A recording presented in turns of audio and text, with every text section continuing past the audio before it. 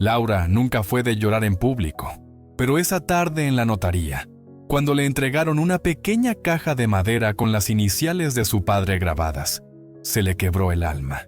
Dentro no había joyas, ni testamento, ni recuerdos, solo una hoja doblada en 4.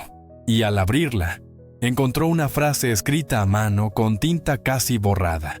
Amar es ser libre. Eso era todo.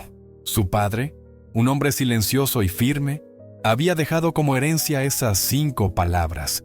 Laura se quedó mirando la hoja, como si esperara que dijera más, que le explicara qué significaba.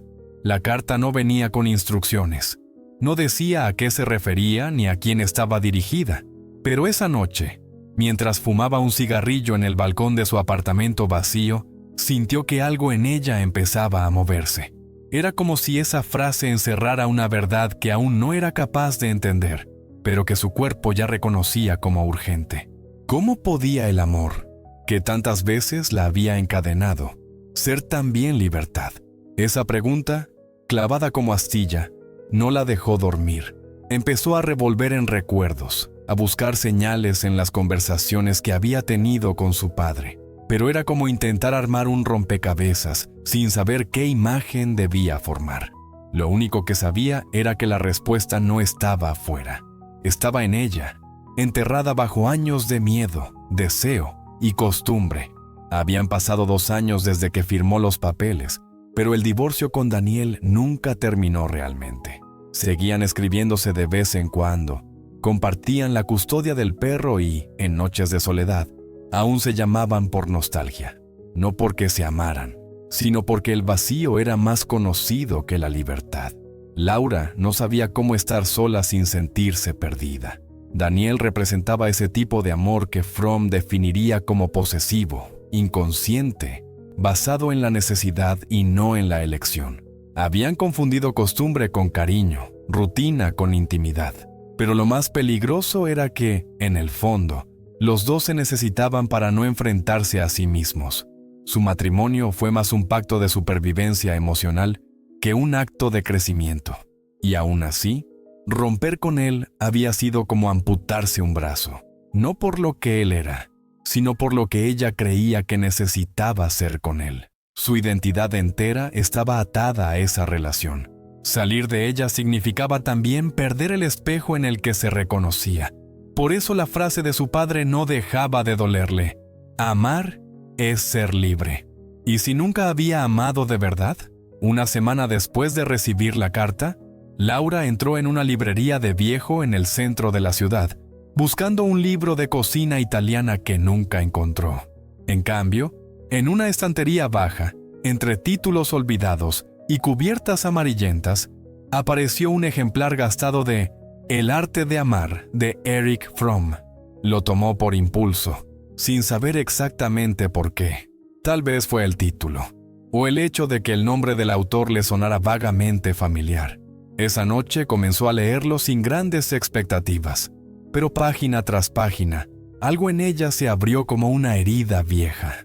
Fromm no hablaba del amor como un sentimiento romántico o una reacción pasional, sino como un arte que debía aprenderse, cultivarse, practicarse. Un acto de voluntad, de madurez, de libertad interior. No era algo que se encontraba, era algo que se construía. En el margen de la página 17, alguien había subrayado una frase con tinta roja. El amor inmaduro dice, te amo porque te necesito. El amor maduro dice, te necesito porque te amo. Laura leyó esa frase 3 veces seguidas, y por primera vez, entendió que quizás nunca había amado desde la madurez. Solo había intentado llenar huecos con la presencia de otros. Cada capítulo del libro era un espejo incómodo. Fromm hablaba de que amar implicaba trabajo, disciplina, concentración, paciencia. Decía que la mayoría de las personas no querían realmente amar, sino ser amadas, que no buscaban dar, sino recibir, y que esa confusión era el origen del sufrimiento moderno. Laura, página tras página, se vio desnuda. Recordó cuántas veces había medido su valor por la atención que recibía, cómo se transformaba para agradar, para encajar, para no ser rechazada. Había confundido el amor con la validación. Fromm le susurraba desde las letras: el amor no es fusión, no es perderse en el otro, es encontrarse con el otro desde la plenitud. Eso exigía coraje y libertad. Esa noche, Laura marcó una frase con resaltador: amar significa comprometerse sin garantía, entregarse por completo con la esperanza de que nuestro amor produzca amor en la otra persona. Y por primera vez, no sintió miedo al leer eso. Sintió desafío, como si se le abriera una puerta que siempre estuvo allí, pero que jamás se atrevió a empujar. Durante años, Laura había confundido la libertad con el desapego. Pensaba que ser libre era no necesitar a nadie, no depender, no comprometerse, pero ahora entendía que eso era miedo disfrazado de independencia. Fromm escribía que la verdadera libertad no era aislamiento, sino capacidad de actuar desde uno mismo, sin ser esclavo del miedo o de la aprobación ajena. Se dio cuenta de que la mayoría de sus decisiones habían nacido del temor a quedarse sola, a no ser suficiente, a repetir la historia de su madre.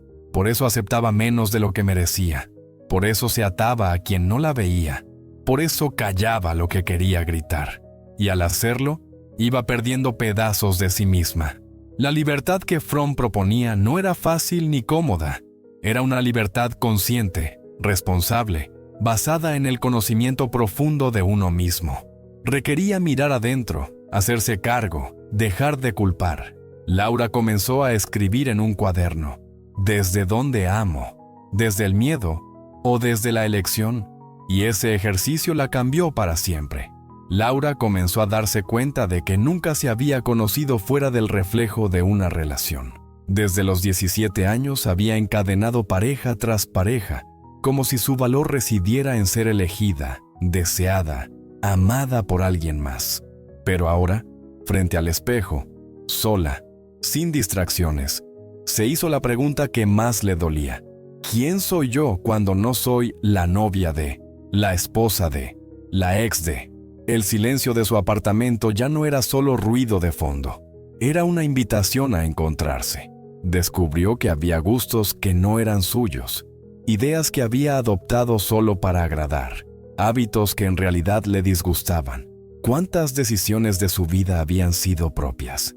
La libertad no era una meta, era una construcción. Y para construirla, tenía que demoler muchas versiones de sí misma. Cada día, Laura hacía algo sola. Iba al cine, caminaba sin rumbo, comía sin mirar el celular. Aprendió a no tener miedo del tiempo vacío, de la cama grande, del domingo sin planes. Y en esa aparente soledad, encontró algo insospechado: paz. No una felicidad efusiva, sino una calma profunda, como si por fin su alma pudiera respirar sin pedir permiso. Uno de los capítulos más radicales para ella fue cuando Fromm habló de la diferencia entre amar y poseer.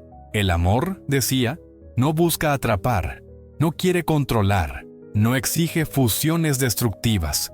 Amar es dejar ser, es respetar la individualidad del otro, es querer su libertad tanto como la propia.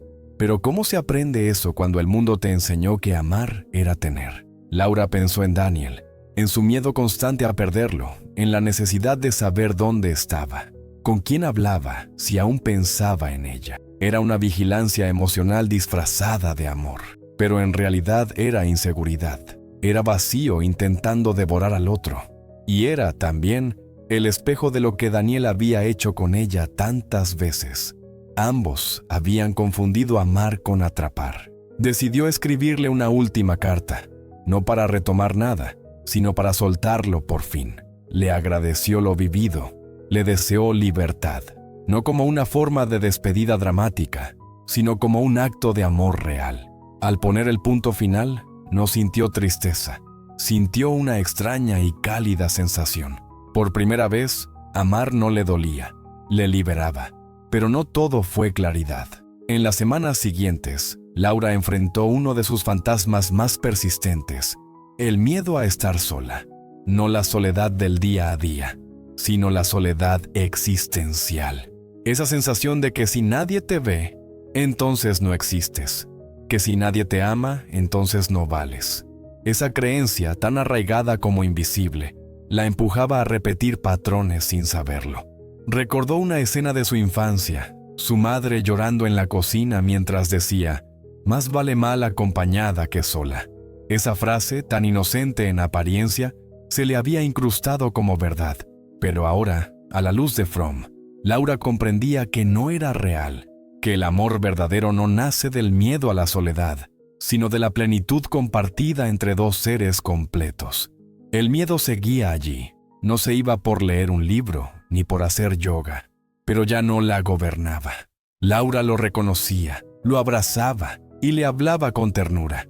Ya no necesitas correr detrás de nadie para valer, ya no necesitas mendigar amor para existir. Y aunque le temblaban las piernas, caminaba igual, porque amar, entendía ahora, era también caminar con miedo, pero en libertad. Fue mientras limpiaba el armario de la casa familiar que encontró una libreta de tapas negras. Estaba oculta entre viejos papeles, sin nombre ni fecha. Al abrirla, Laura reconoció de inmediato la caligrafía de su padre. No era un diario estructurado, sino una colección de pensamientos sueltos, citas, reflexiones, y entre ellas, una página subrayada. El amor no es sacrificio, es presencia, es elegir sin perderse. Las palabras la sacudieron. Su padre siempre había sido un hombre callado, pero en esas páginas hablaba con una claridad que jamás le había mostrado en vida. Hablaba de su madre, de sus dudas, de su deseo de que Laura no repitiera el ciclo. Incluso había escrito sobre el arte de amar, citando frases exactas. Entonces comprendió. Su padre no solo le dejó esa frase en la carta, le dejó una guía, una brújula silenciosa. Leer ese diario fue como tener una conversación pendiente. Lloró, mucho, pero también se sintió acompañada. Ya no estaba sola en este camino. Su padre, de alguna forma, había estado allí todo el tiempo, intentando decirle algo. Y ahora, por fin, ella estaba lista para escucharlo. Porque cuando uno está dispuesto a cambiar, las respuestas comienzan a hablar. La mañana era clara, el mar tranquilo. Laura caminó por la orilla con los pies descalzos, dejando que el agua helada le despertara la piel. Pensó en todo lo vivido, en todo lo sentido. Ya no era la misma mujer que abrió aquella caja con 5 palabras. Ahora entendía que amar es ser libre. No era una frase bonita, era una revolución silenciosa. Entendió que amar no es perderse en el otro, sino encontrarse a través del encuentro. Que el amor consciente exige coraje, trabajo interior y un deseo profundo de crecer juntos, sin dejar de ser uno mismo. Que amar sin libertad no es amar, es temer, poseer, ocultarse, y que solo desde la libertad uno puede entregarse sin desaparecer. Se sentó en la arena, respiró hondo y, sin saber muy bien por qué, sonrió. Porque por primera vez en su vida, no necesitaba a nadie para sentirse completa. Y en esa plenitud, en ese silencio lleno, supo que si algún día amaba de nuevo, lo haría desde otro lugar, desde la elección, desde la verdad, desde la libertad.